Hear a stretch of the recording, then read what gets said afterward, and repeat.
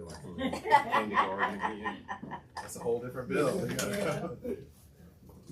Listen, let's not do that on the long day. Come on, guys. I done told the people you're the good group. Don't do that to me.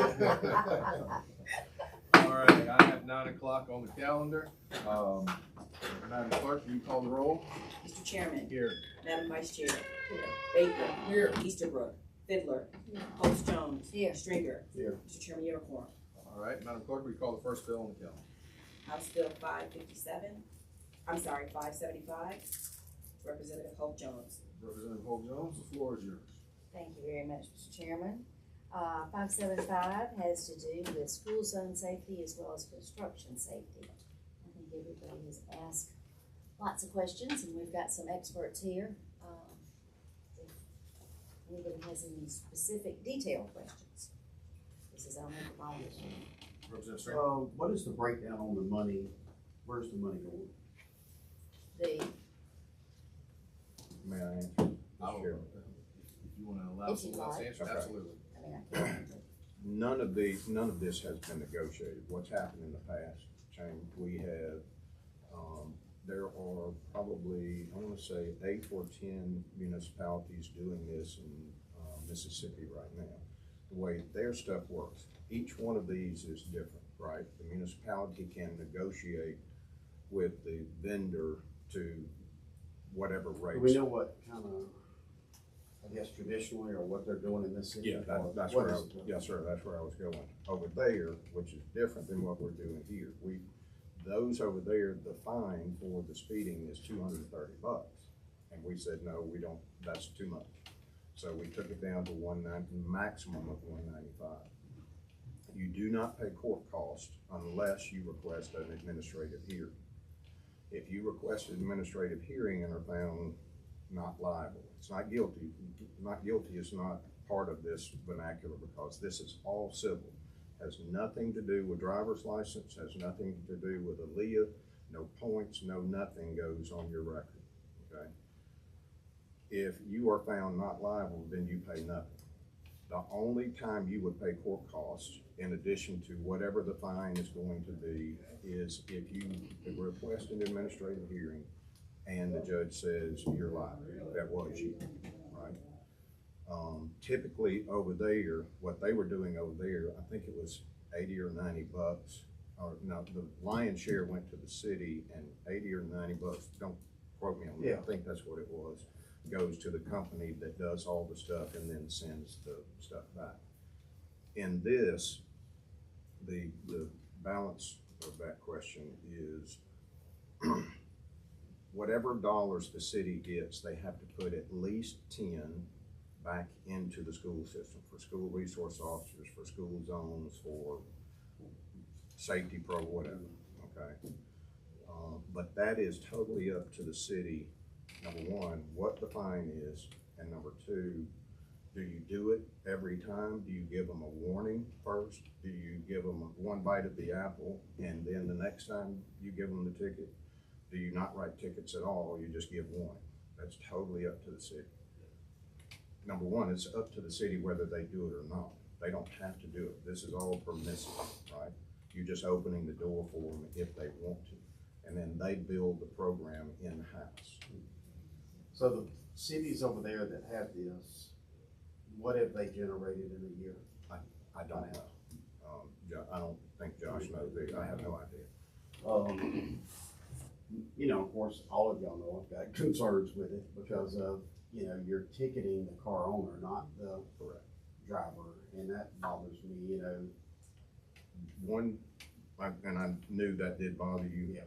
In this bill, the driver or the owner of the car, if he is assessed and pays the fine, number one, we have to prove it's in, right? If he requested administrative hearing, and I got to show it was JoJo driving the car, okay?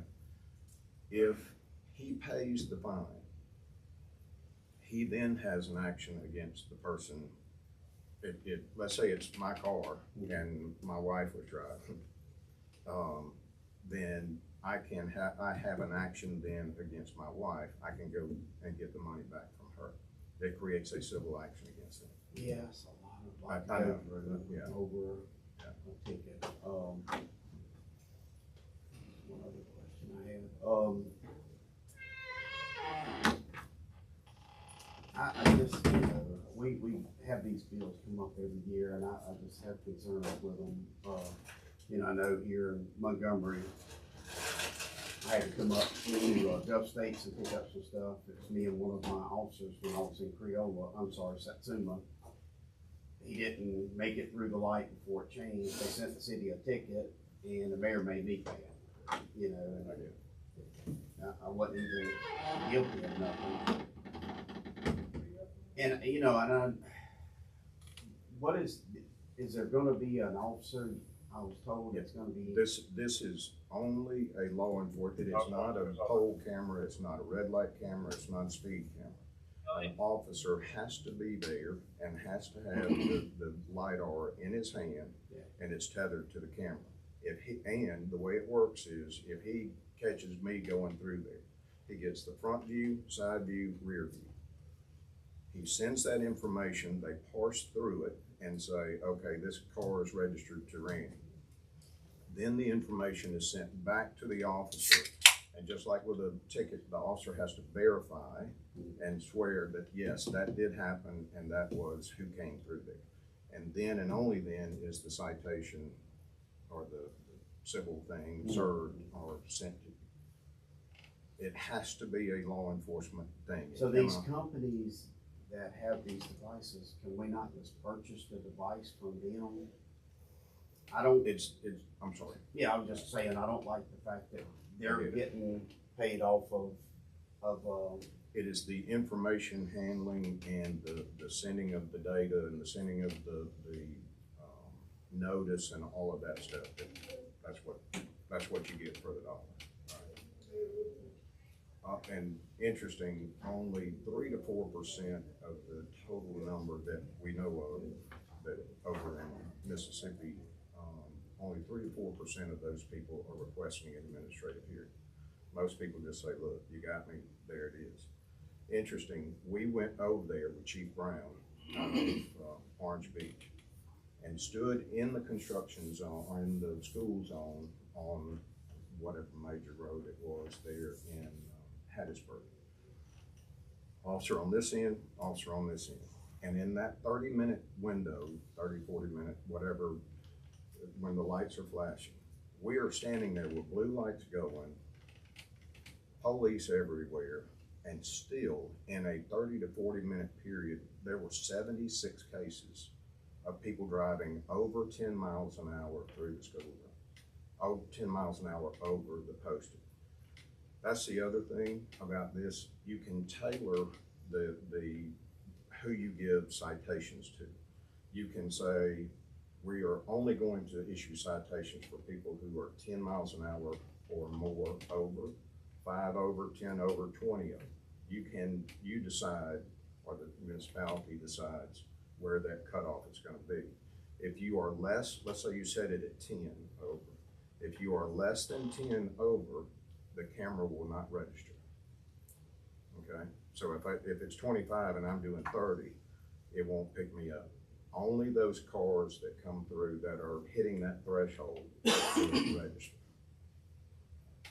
Representative, this was pushed by the Baldwin County Mayors Association. They're the ones that have wanted it, and quite frankly, specifically in Orange Beach, it is very difficult because you have a large residential on the north side of the road, you've got the school on the south side, you've got a 5-lane road, and it's turned into an interstate. I think Fairhope's had some similar, and of course Loxley's had issues, so they are the ones pushing it. It's totally up to them, but they're the ones that would like the ability to do this. In our meeting we had with the mayors, Mayor Kenneth specifically in Orange Beach talked about the first infraction.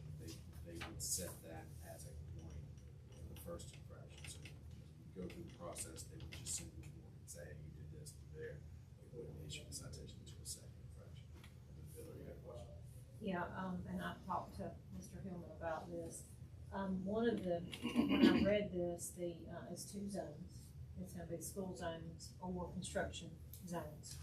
And many times you see construction zones and no one's working. And the public kinda gets used to, oh my gosh, no one's out here. So, and they end up speeding through. This, bill refers back to a state code according to Mr. Hillman that says it's active or that when workers are inside the construction zone, that this would come into effect. Not sure if we need to line that out in the bill, in this bill, in the local bill, or if we think that that's okay referring back to that state code. I guess it is. I don't know, I feel like we need to make sure we talk about that.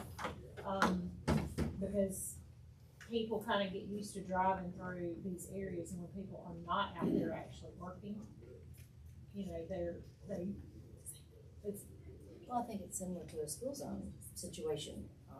yeah, because sometimes the You know, schools aren't in Christmas business. Eve. Yeah, they're not in school, you know, Right. in the summertime, and you're zipping through. What Representative Fiddler is referring to is there are two definitions, basically, one of a construction zone, one of a school zone. They're already in the code. This bill references those to put the parameters around what those are. In order for you to get a violation in one of those two sections in the code now, workers have to be present in a construction zone. And the School Safety Zone Act refers to only when the lights are flashing, okay, on the school stuff, the 30 minutes or 35 minutes in the morning, 30 or 35 in the afternoon. Not on Saturday, Sunday. Right.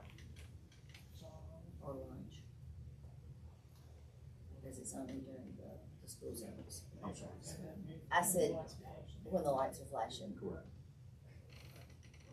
All right, any further discussion? Have a motion? Motion for favorable report by Representative Gibbons. Do we have a second? Second by Representative Fiddler. All those in favor say aye. All opposed? The ayes have it, the bill will get a favorable vote. Thank you. Thank you. Thank you all. Thank you for your help. We turn this in today. She did, it's going back. It'll be read today. As soon as I'm done with my 9:15. Take a change. Okay, Trace.